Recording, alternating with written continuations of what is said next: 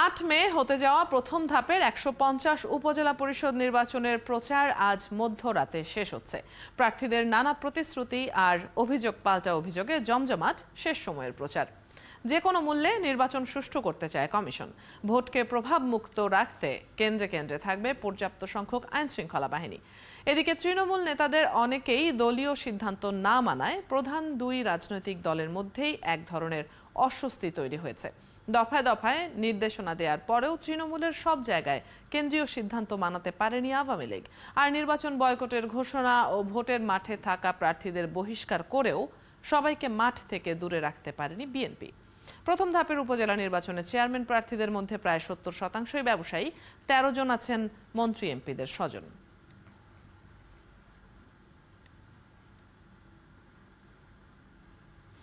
উপজেলা পরিষদ নির্বাচনের প্রথম ধাপে চেয়ারম্যান, ভাইস চেয়ারম্যান ও মহিলা ভাইস চেয়ারম্যান পদে ২৬ প্রার্থী বিনা প্রতিদ্বন্দ্বিতায় নির্বাচিত হয়েছেন। চেয়ারম্যান পদে ৭ জন, ভাইস চেয়ারম্যান ৯ ও মহিলা ভাইস চেয়ারম্যান পদে ১০ জন আছেন। আলাপে যাব এই সব দিক নিয়েই, সাথে আছেন সুশাসনের জন্য নাগরিকের কেন্দ্রীয় সমন্বয়কারী দিলীপ কুমার সরকার। স্বাগত জানাচ্ছি আপনাকে সংবাদ বিস্তারে। এবার উপজেলা নির্বাচন দলীয় প্রতীক ছাড়া হচ্ছে। ভোটারদের আগ্রহ এবং ভোটের পরিবেশ কেমন দেখছেন? ধন্যবাদ আপনাকে। আমরা জানি যে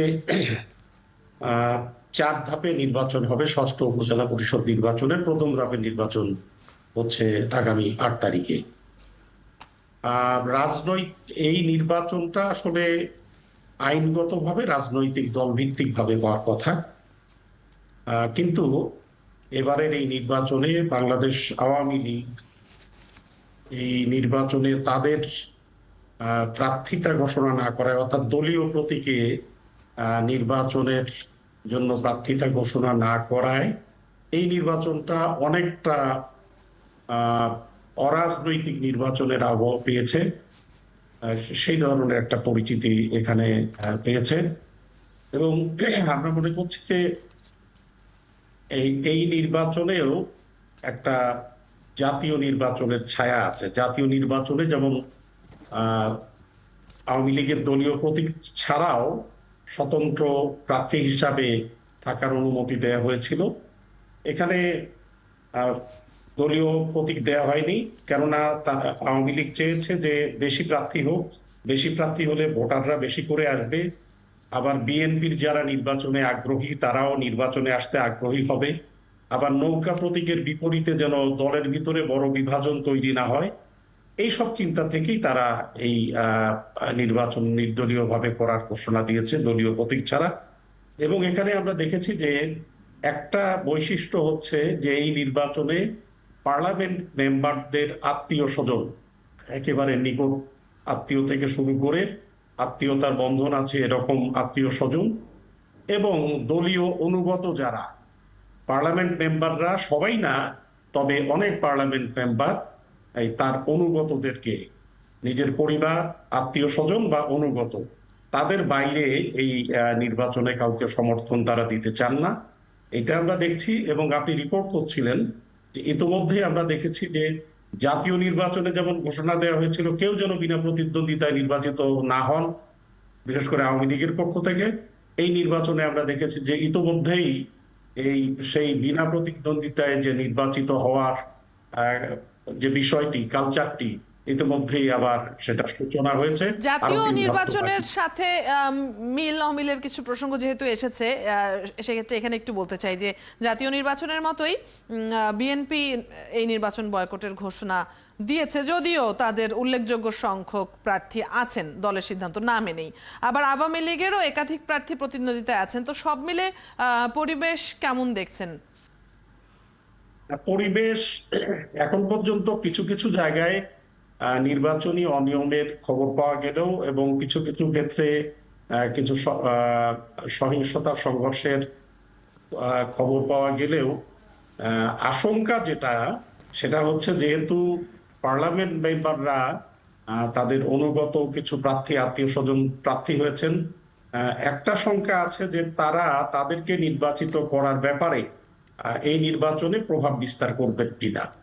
আবার আচরণবিধি আরো পরবর্তী ধাপগুলোতে বেশি করে আচরণবিধি ভঙ্গ হবে কিনা, সহিংসতা ঘটবে কিনা, নির্বাচনী অনিয়ম এটা বাড়বে কিনা, আর এর পাশাপাশি নির্বাচন সংশ্লিষ্ট যারা তারা নিরপেক্ষ ভূমিকা পালন করবেন, আইন শৃঙ্খলা রক্ষাকারী বাহিনী প্রভাবিত হবেন না, তারা সঠিকভাবে দায়িত্ব পালন করবেন।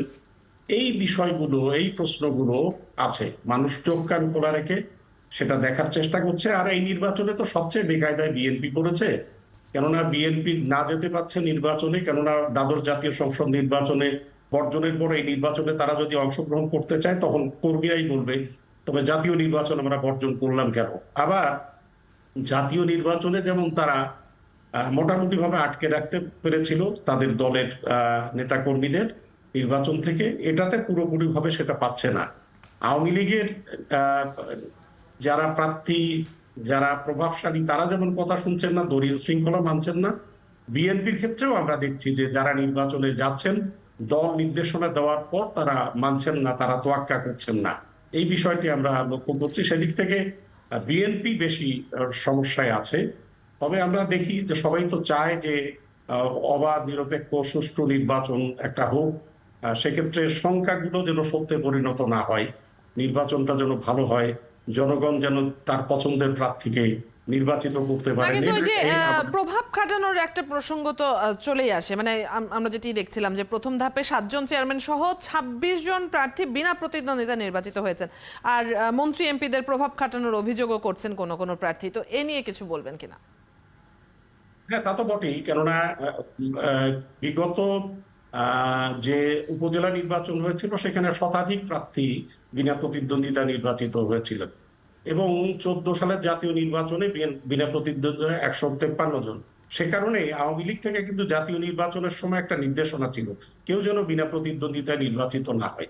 এবারও আমরা মনে করেছিলাম যে উপজেলা নির্বাচনে অন্তত দলের দিক থেকে এই ধরনের একটা ইয়া থাকবে, ঘোষণা থাকবে, কিন্তু দেখা যাচ্ছে যে এখানে বিনা প্রতিদ্বন্দ্বিতায় নির্বাচিত হচ্ছে। এবং এখানে পিছনে দেখবেন ওই প্রভাবশালীদের হাত, এমপিদের হাত। এটা নিঃসন্দেহে একটা এখানে নেতিবাচক অনুষঙ্গ। আর পার্লামেন্ট মেম্বাররা কেউ কেউ সাম্রাজ্য বিস্তার করতে চান, তিনি তার গ্রিপের বাইরে কাউকে যেতে দিতে চান না, তার পুরো এলাকাটা তার অনুগতদের দিয়ে এটা, এতে করে যেটা হয়, যারা ত্যাগের রাজনীতি করেন দলের মধ্যে তো আরো যোগ্য প্রার্থী আছে, এই মানুষগুলো নিরুৎসাহিত হয়। যারা আদর্শ অর্থাৎ এই ধরনের যে অভিযোগগুলো আছে তার কিছুটা সত্যতা আছে বলেই আপনি দেখেছেন আপনার পর্যবেক্ষণে। অনেক ধন্যবাদ আজকে আমাদের সাথে যুক্ত হবার জন্য। যেহেতু সামনে ভোট, কাজে এ নিয়ে নিশ্চয়ই পরবর্তীতে বিভিন্ন আয়োজনে আলোচনা থাকবে। দর্শক, আমাদের সাথে সুশাসনের জন্য নাগরিকের কেন্দ্রীয় সমন্বয়কারী দিলীপ কুমার সরকার যুক্ত ছিলেন। এতক্ষণ আমরা উপজেলা নির্বাচন নিয়ে আলোচনা করছিলাম।